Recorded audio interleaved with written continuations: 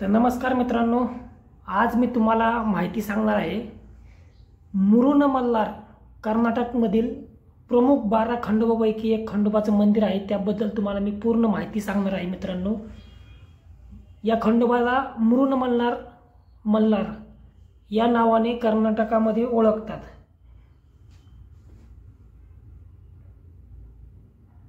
मुरुन मल्लार या नावाने कर्नाटकमध्ये त्या खंडोबाला म्हणजे त्या खंडोबाच्या नावाने खंडोबाला ओळखतात। तर मित्रांनो, तुम्ही जर आपल्या चॅनलवरती जर नवीन असताना तर मित्रांनो प्लीज एक तुम्हाला रिक्वेस्ट आहे माझी की तुम्ही आपले व्हिडिओ ऐकता पण आपल्या चॅनलला सबस्क्राइब करत नाही, ते सबस्क्राइब पहिलं करून घ्या आणि तिथे असेल ती बेल आयकॉनची खाली घंटा दाबा, म्हणजे येणाऱ्या नवनवीन ज्या नोटिफिकेशन आहेत, मी रोज एक मंदिराची व्हिडिओ घेऊन येत आहे, त्याची तुम्हाला प्रॉपरली माहिती मिळेल। जास्त करून माझ्या खंडोबावरती व्हिडिओ असतात, खंडोबाची जास्तीत जास्त माहिती सांगण्याचा प्रयत्न करतो आणि मी सगळं A to Z तुम्हाला जेवढी टेम्पल आहेत महाराष्ट्रामध्ये, महाराष्ट्राच्या बाहेर परदेशामध्ये, त्याची सुद्धा मी तुम्हाला माहिती तुमच्यापर्यंत मी घेऊन येणार आहे। तर मित्रांनो, मी तुम्हाला माहिती सांगायला चालू करतो मुरुन मल्लार या खंडोबाबद्दल। खंडोबाची प्रमुख 12 स्थाने मानली जातात। जेजुरी, पाली, नळदुर्ग, देवरगुड्डा, मुरुन मल्लार, आदि मल्लार या स्थानाशिवाय इतर स्थान विषयी लोकमतानुसार देशपर्वत्वे भेद आढळतात। या नकाशात अशा लोकांनुसार प्रमुख मानल्या जाणाऱ्या सर्व स्थानांचा समावेश केला आहे। मुरुन मल्लार मित्रांनो, मला नाव घ्यायला थोडंसं हे वाटते पण ते कर्नाटक भाषेमधलं नाव आहे। मी तुम्हाला मराठी भाषेमध्ये माहिती सांगत आहे। खंडोबा कर्नाटकमध्ये मल्लार या नावाने ओळखला जातो। हे गाव येथील मल्लार मंदिरासाठी प्रसिद्ध असल्याने या गावाला मल्लार हेच नाव प्राप्त झाले आहे।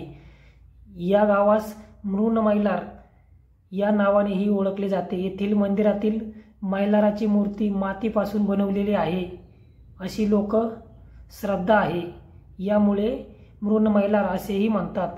हा परिसर खंडोबा आणि मल्लदैत्य युद्धभूमी आहे व याच ठिकाणी मार्तंड भैरवाने आणि मल्लाचा वध केला, म्हणजे खंडोबाने याच ठिकाणी मल्लाचा वध केला व मल्ल नावाचा राक्षस होता त्याचा वध केला व लिंग स्वरूपाने वास केला।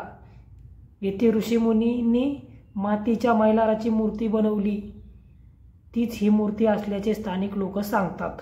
म्हणजे तिथली लोक तीच मूर्ती मातीची बनवलेली आहे, म्हणजे तिथल्या स्थानिक लोकांचं असं बोलणं आहे। मित्रांनो, हे मुरुन मल्लार कर्नाटक राज्यातील बेल्लारी जिल्ह्यात तालुक्याचे असलेल्या हडगल्लीपासून 40 किलोमीटर अंतरावर आहे।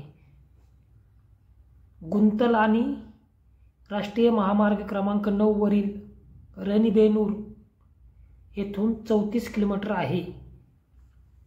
मित्रांनो, मार्ग थेट मंदिराच्या पूर्वभूमीक महाद्वारात पोहोचतो। या महाद्वारावर उंच गोपुर आहे। गोपुराच्या दरवाजातून आत गेले की परिवार शिवलिंग आहे।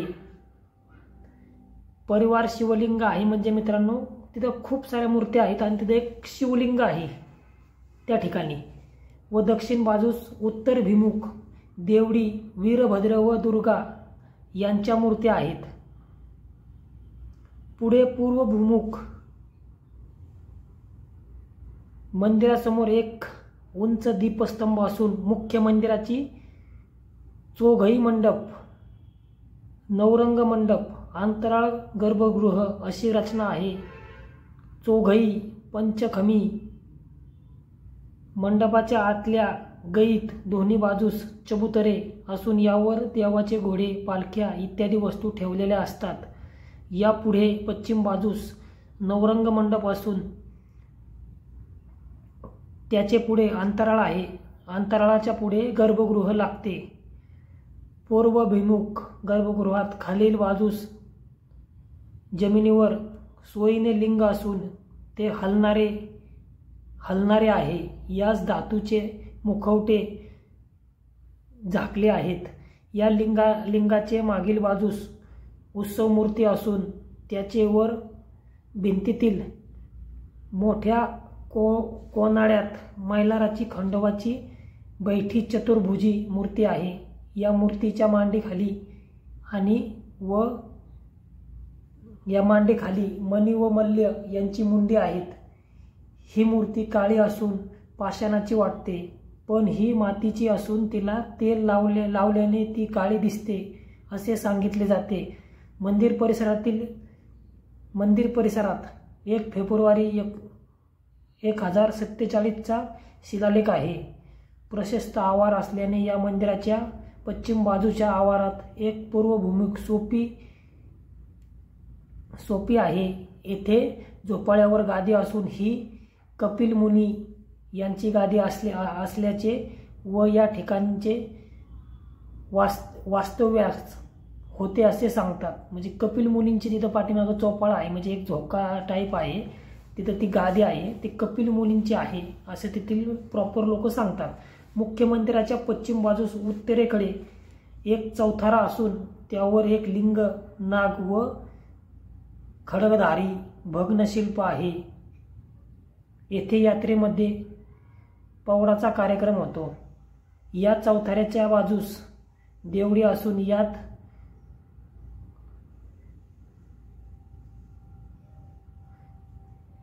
योग नारायण व सप्तमाकृती उभा भैरव याच्या मूर्ती आहेत। मुख्य मंदिराच्या उत्तरेस आवारास पूर्वभिमुख गंगी म्हाळसा हिचे पूर्वभिमुख मंदिर आहे, म्हणजे पुरातन मंदिर आहे मित्रांनो। मंडप व गर्भगृहात अशी या मंदिराची रचना आहे। गर्भगृहात खाली लिंग असून याच्या मागे गंगी म्हाळसा म्हणजे म्हाळसा हिची चतुर्भुजी बैठी मूर्ती आहे व कोपऱ्यात उत्सव मूर्ती आहेत। मंदिराच्या कोटाचे उत्तरेस काही अंतरावर पूर्वेस पार्वभूमिक म्हणजे मित्रांनो मी असं सांगतोय की पार्वभूमिक म्हणजे पुरातन, लक्षात ठेवा तुम्ही। हेगाप्पाचे हेगडी प्रधान यांचे मंदिर असून सदर सभागृह अशी मंदिराची रचना आहे।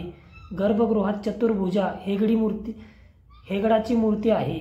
या गावाच्या बाहेर मरडीवर एकामेदंबरी त्रिशूल शिल्प आहे। या गावाच्या बाहेर मरडीवर एक मेघदंबरीचं त्रिशूलाचं शिल्प आहे मित्रांनो। या ठिकाणी रथसप्तमीचे दिवशी देव येथे कुरबत्त्याचे भेटीस येऊन येथे 11 दिवस राहतात। कुरबत्त्या ही मैलारचे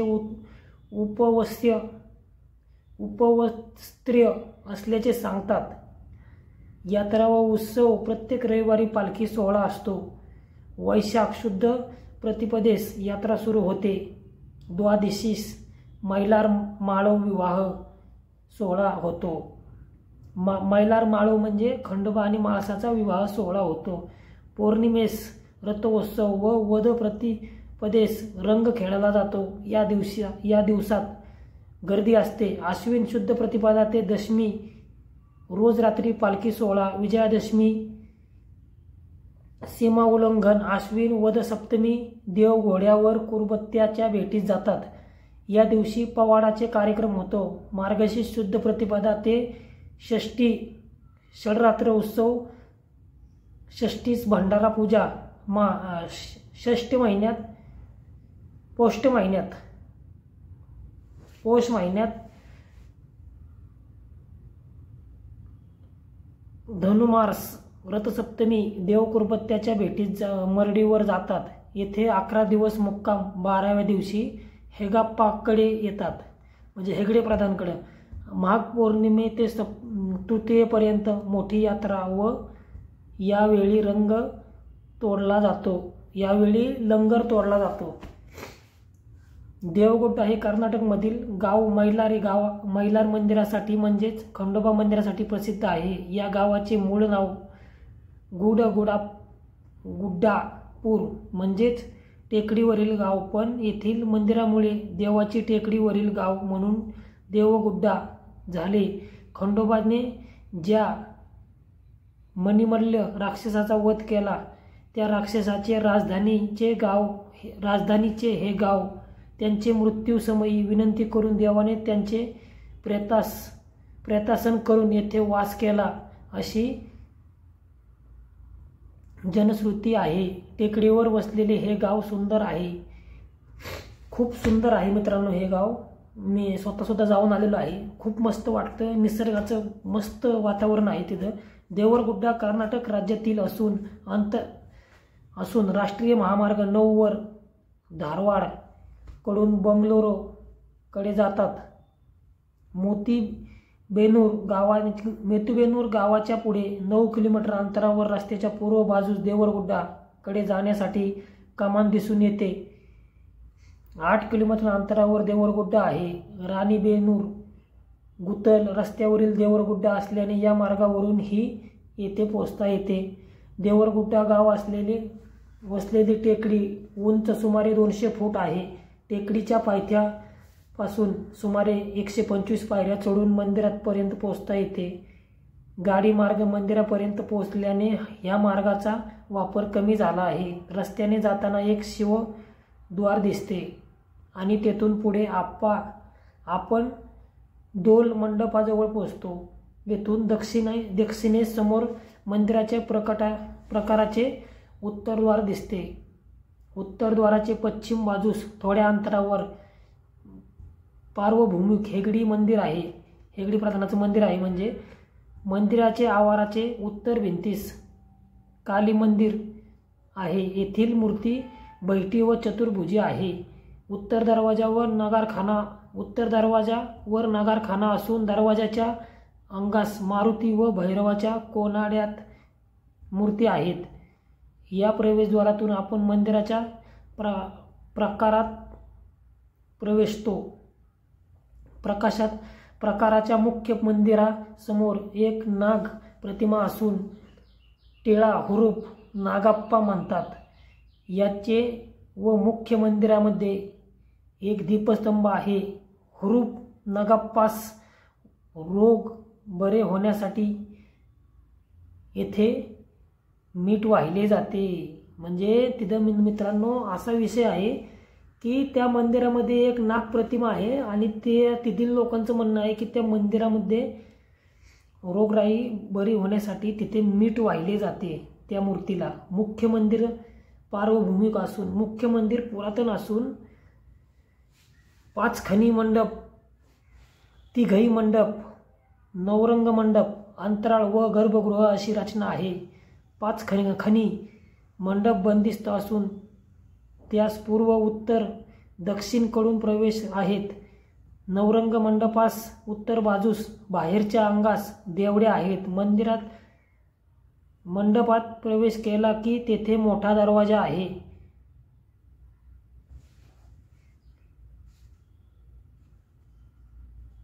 घालून देव रात्री फिरवतात. मित्रांनो, मंडपात प्रवेश केला की तेथे मोठे जोडे दिसतात.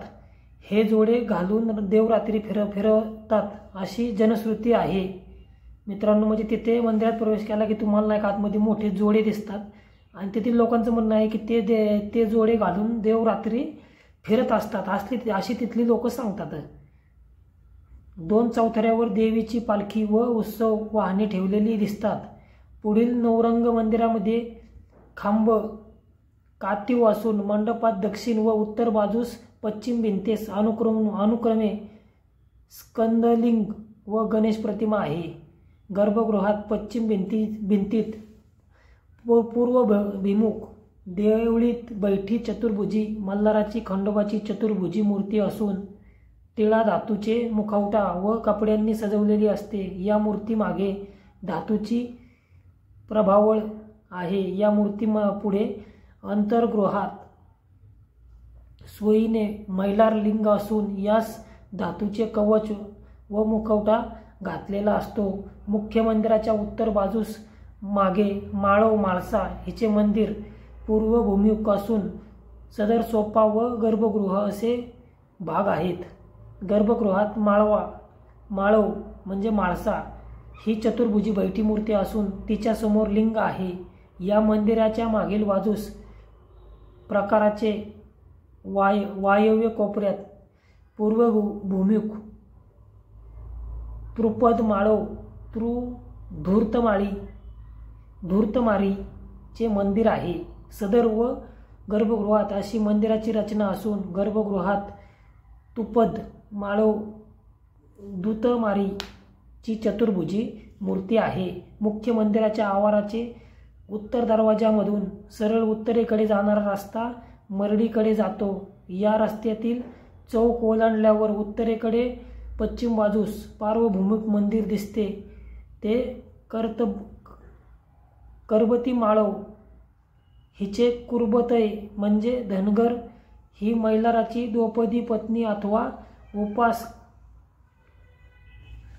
उपस्र्य असल्याचे मानले जाते. सदर मंडप गर्भगृहात अशी या मंदिराची रचना असून गर्भगृहात तीच दगडी प्रतिमा आहे. पुढे काही अंतरावर मरडी दिसते. मरडीचा अर्थ स्मशान असा होतो. या ठिकाणी मणी आणि मल्ल यांचे अंत्यसंस्कार केल्याचे सांगितले जाते. येथे एक मोठ्या चौथऱ्यावर 2 खांबावर अंधारलेला त्रिशूल आहे व दुसऱ्या चौथऱ्यावर एक दगडी त्रिशूल उभा आहे आणि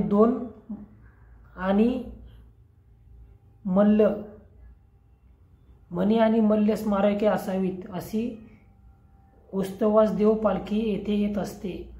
मुख्य मंदिराच्या प्रकाराने नैऋत्य टेकडीस पायथ्याशी एक मंदिर आहे. नैऋत्य बाजूला एक पायथ्याशी मंदिर आहे मित्रांनो. रणदंबेचे हिने मणी मल्ल बरोबर युद्धात राक्षसाचे रक्त प्राशन केले होते अशी जनश्रुती आहे. मग तिथली लोक सांगतात. त्या मूर्तीने आपले म्हणजे मुख्य मंदिराच्या प्रकाराने नैऋत्य टेकडीच्या पायथ्याशी एक मंदिर आहे. हे रणदंबेचे म्हणजे रणदंबेने मणी आणि मल्लाचं युद्धामध्ये रक्त म्हणजे पिलेलं होतं तिचं मंदिर आहे अशी तिथली लोक सांगतात. वैशाख शुद्ध 14 सण देव मंदिराकडे आवारात लाकडी आसनावर बसवलेले जातात व एका कोराडात रंग करून पुरुष एकमेकांच्या अंगावर रंग टाकून रंगोत्सव साजरा करतात. ज्येष्ठ पौर्णिमेस रात्री पालखी सोहळा असतो. आश्विन शुद्ध प्रतिपदा पासून दसऱ्यापर्यंत नवरात्र उत्सव संपन्न होतो. आश्विन शुद्ध प्रतिपदेपासून ते वद नवरात्री रोज रात्री पालखी सोहळा असतो. दसऱ्याच्या दिवशी पवाडाचा कार्यक्रम असतो. या दिवशी कचवीर पिंडरीत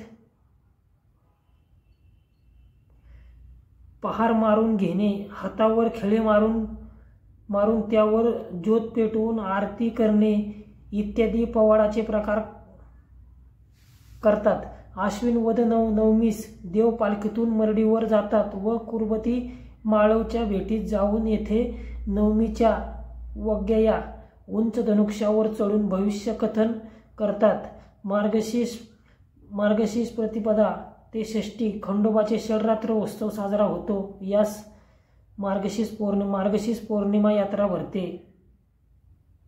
आदिमैलार हे कर्नाटकमधील खंडोबाचे प्रसिद्ध क्षेत्र. कर्नाटकामध्ये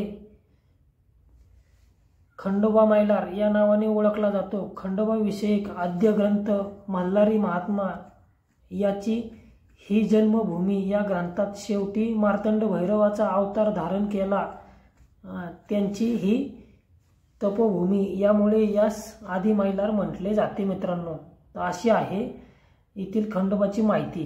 तुम्हाला अजून जर इथली माहिती जर तुम्हाला ऐकायची असेल तर मित्रांनो नक्की कमेंटमध्ये सांगा आणि मी जशी माहिती काढलेली आहे मित्रांनो तशी तुमच्यापर्यंत घेऊन येण्याचा प्रयत्न करतोय.